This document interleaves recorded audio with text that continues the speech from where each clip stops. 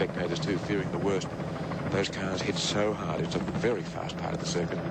This was the part where we had Bill Brown spin his car along the fence some years ago. Those of you who've been watching this race for a long time will remember that. And that was the same place. They come here very hard. It's almost blind over the top of the mountain here.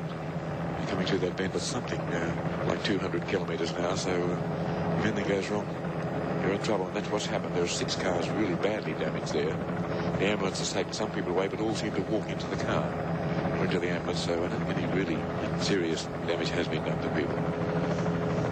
Okay, Evan, I think Peter Williamson is also up there amongst the wreckage at the top of the mountain. Or down the bottom. I think he may have returned by now. Peter Williamson, it's Mike Raymond. Are you reading me? Yes, Mike, how are you? Not too bad, thank you. Well, what runs through the mind of a driver with all your concentration going on passing cars and you come around a corner and the track is blocked with wrecked cars? Well, at the risk of sounding dramatic, you seem to spend all week here racing and you work yourself up into a sort of a state of motion to attack this thing over this long duration. Then when an immense accident like that happens, and I was sort of parked at the rear of the ambulance, and there are a couple of people hurt. Kevin Bartlett is carried to the back of the ambulance, and another person was placed on a stretcher and placed in the ambulance.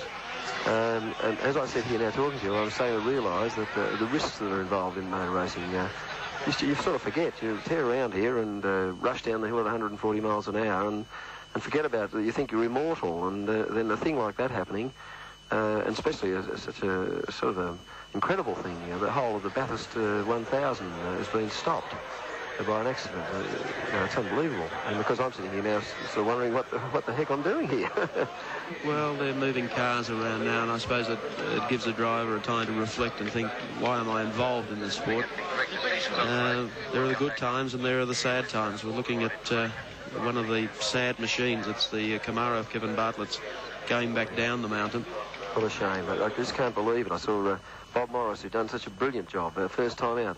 Kevin, who was driving as good as Kevin can drive, and then, of course, I think I saw the Benson Brown car, Gary Rogers, that took to first place so well, and all destroyed in one big... I didn't even know what happened, but it's just so sad. And I suppose now when they drop the flag on this restart, the old adrenaline will start to rush, and we'll forget all about the accident and go for it again. That seems to be the way it is. Can you get the adrenaline to pump? I mean, can you obviously turn off now to some reality and think to yourself, why am I involved in this? You know, you've just said it, I'm not immortal. That could be me. Yes. And then they'll regroup the cars and say, let's go race again. Can you wipe it straight from your mind? Well, us human beings are crazy things. You know, I'll drop that flag and every one of us will put into gear and go for it. And we were forgotten all about the accident within the first 100 yards of the start, I'd say. The organisation of the ARDC, it seems to be very, very impressive in trying to get the scene sorted out at the top of the mountain up there. They certainly did a good job. They were very quickly on the scene. They got the line of... Everyone was stopped and they got us to one side and let the crash vehicles through very, very quickly. It was most efficient. The fire crews were on the spot straight away, and I thought it was most impressive.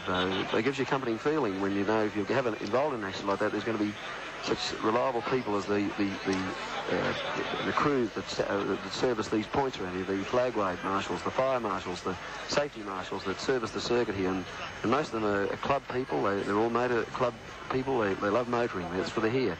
And it's certainly comforting to see them spring into action like that. And they don't get a lot of training, thank God. You know, these sort of things only happen every now and again. And it's surprising how quickly they got to work. You're a racer. If you had the decision now of whether let's call it quits while you're running strongly in your class, or let's race off the remainder of the event? Let's get the job done. I just want to get the job done. I've been coming here for a long time, and it's a long time between drinks, you might say, and we're looking so good in the car at the moment. I'd just like to get the job done and get done with as much sort of credit as possible for Toyota. Well, we thank you for your comments, both in competition during the day and also for reflecting on the accident at the top of the mountain. We're carrying pictures down here of some of the wrecked vehicles being taken back to the pit area.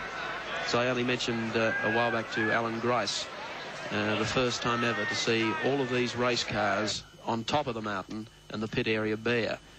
So, is Alan involved? No, he wasn't. He fortunately got the word of the accident just by chance, actually, on a cross from the car radio. Good luck. But the officials are up there now trying to clear the circuit. We're waiting on some indication from the officials. It shouldn't take terribly long. I think your wife and family would be pleased to know that you weren't a part of it. Yes, I'm sure. Peter Williamson, it's Evan Green here. Yes, Evan. A terrible part of the circuit to have the action, because you come around there very fast, don't you? And pretty blind. I just, the thought crossed my mind when Mike asked me the question, what did I think after seeing such a thing? I suppose this car would be one of the fastest cars across that part of the circuit. I wouldn't lay claim to being the fastest, but we're certainly among the fastest cars. And I think if I came and stuck there, it would be an incredible accident. And obviously Morris would be doing nearly my pace, and he's a much heavier car, so it'd be the impact would have been horrendous, I would have thought.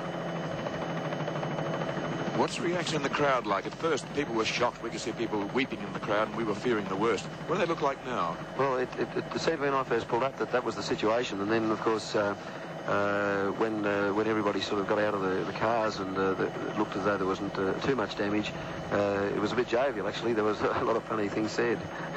It's the mountain crowd, you know. They have a good time up here.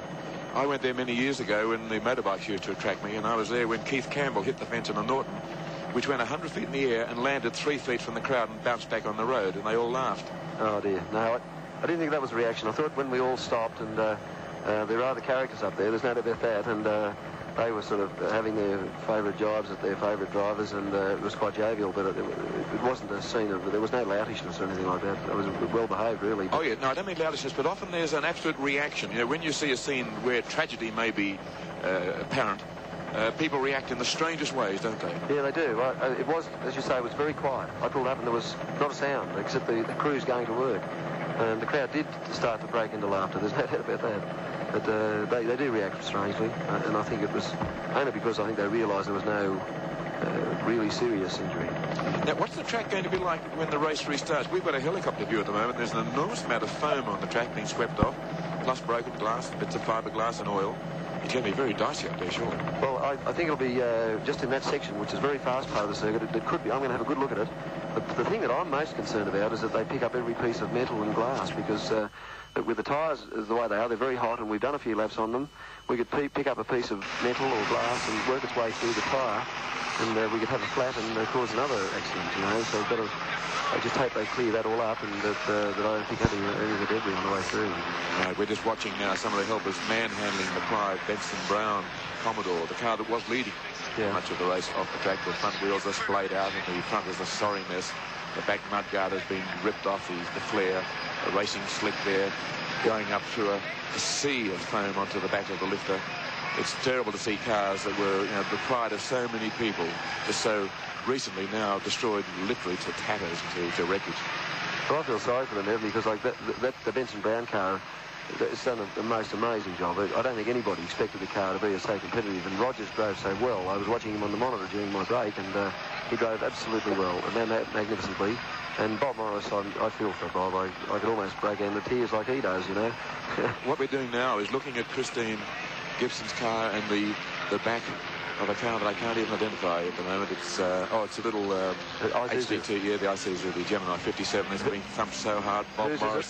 Bob Morris's car. It's a David Selden car. Oh, dear. Bob Morris says, well, goodness me, Bob has taken some hard hits there. He looked as though he was limping. Someone said he had sore legs. I can believe that, because around the front, just behind the wheel on the driver's side, has been crushed right in.